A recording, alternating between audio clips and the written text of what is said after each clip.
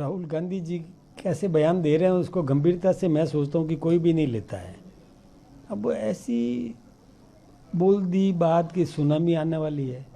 आप देखिए दुनिया की जो स्थिति है उससे भारत की स्थिति श्रेष्ठतम है। जो वर्तमान समय में आप दुनिया के किसी भी देश, स्वयं अमेरिका की देख लो, खुद अमेरिका जो अपने आप को सुप्रीमो समझता है उसकी स्थिति क्या है इस समय? वहाँ की विकराल स्थिति है। इवन फ्यूल की भी वहाँ पर प्रॉब्लम है। जो बनाता है, जो मतलब जहाँ से कि वितरण व्यवस्थाएं जो अपने कंट्रोल करके रख रहा है, उसकी खुद की स्थिति खराब है। सभी मामलों में भारत की स्थिति पूरी तरह से नियंत्रित है, बहुत संभाल रख रहे हैं। हमारे देश के प्रधानमंत्री मोदी जी ने बहुत व्यवस्थित तरीके से इस देश को संभाला है। चाहे डीजल पेट्रोल गैस का मामला हो, चाहे आर्थिक आधार हो, आर्थिक मामले हो, सभी मामलों में हमारा देश दुनिया की तुलना में बहुत अच्छी स्थिति में है।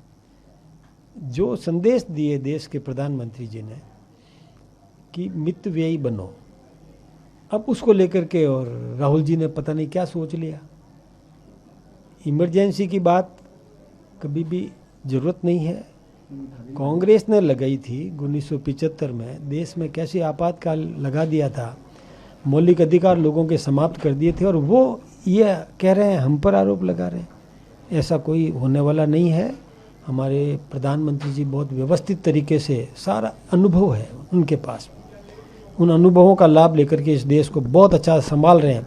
आज दुनिया के किसी भी नेता के बारे में सोच लो, जितने भी राष्ट्राध्यक्ष हैं उनमें से मैच्योर्ड, सबसे अनुभवी, विवेकशील, राजनीतिक, कूटनीतिक, सभी दृष्टिकोण से, आर्थिक मामलों के भी विशेषज्ञ, किसी भी विषय पर ले लो, मैच्योर्ड है, परिपक्व है, समझ रखते हैं। आपको मालूम है कि कोविड आया था, पहले सावधान किया, जनता को सावधान किया, डिस्टेंस मेंटेन करने के लिए सावधान किया, फिर वैक्सीन भी यहाँ बनवाई, दुनिया को भी दी। पहले ये तो राहुल गांधी जी कहते थे ना कि ये मत लगाओ मत लगाओ, और बाद में ऐसे लाइन में लगे कि कहाँ है ही नहीं, ख़त्म हो गई, हमको लगाना है, अब कमाल हो गया। क्या बोलते हैं, बाद में समझ में आती है, लेट। ये उनकी स्थिति है। अध्यक्ष जी, हनुमान है आपके बयान को लेकर, और कल उन्होंने प्रेस कॉन्फ्रेंस भी की, उन्होंने कहा कि सार्वजनिक रूप से या तो माफी मांग ले, वरना सुप्रीम कोर्ट के जो वकील द्वारा तो भिजवा दिया, फिर जो कानूनी कार्रवाई वो आपके खिलाफ करेंगे। किस तरह देखते हैं इस बयान? मैं प्रति प्रश्न करूं आपसे, क्या हनुमान जी बेनीवाल जैसी राजनीति पसंद करते हो आप? नहीं करते ना, तब फिर क्यों टीआरपी बढ़ा रहे हो उनकी, क्यों बढ़ा रहे हो? मेरे को समझ में नहीं आ रहा है। जो व्यक्ति जिनके पास में शब्दों का अकाल पड़ गया है, उचित संबोधन नहीं कर सकते, हल्के शब्दों का प्रयोग करते हैं विपक्षियों के, विरोधियों के लिए, ये राजनीति में बर्दाश्त नहीं किया जाना चाहिए।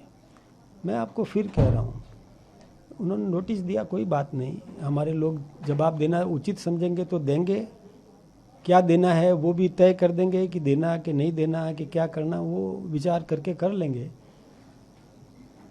हम पर आरोप लगाया है एक कि आपने फला मंत्री को क्लीन चिट दे दी।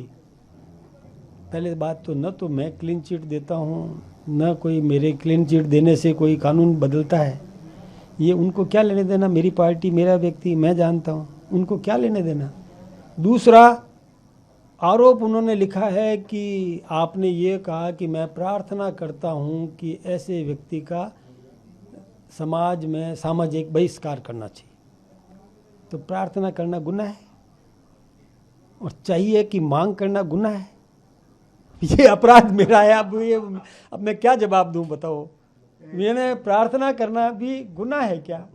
और चाहिए शब्द है, उसमें भी गुनाह है क्या? अब भगवान जाने, उनकी अब विवेकशीलता वो जाने।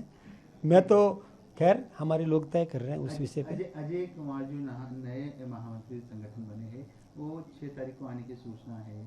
क्योंकि 8 तारीख तक नामांकन करना है राज्यसभा की सीटों के लिए, बीजेपी की अब तक जो नाम है वो कब तक के हो जाएंगे, क्या उसके लिए कोई बैठक बुलाई गई है, क्या है?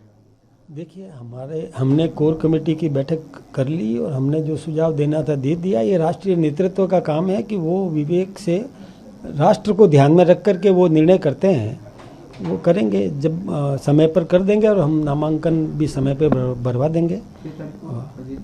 हाँ, हमारे राष्ट्रीय नेतृत्व ने हमारे ऊपर उपकार किया है कि हम लंबे समय से इंतज़ार कर रहे थे महामंत्री संगठन का, और हमें एक बहुत अच्छे अनुभवी योग्य संगठन महामंत्री दिए हैं।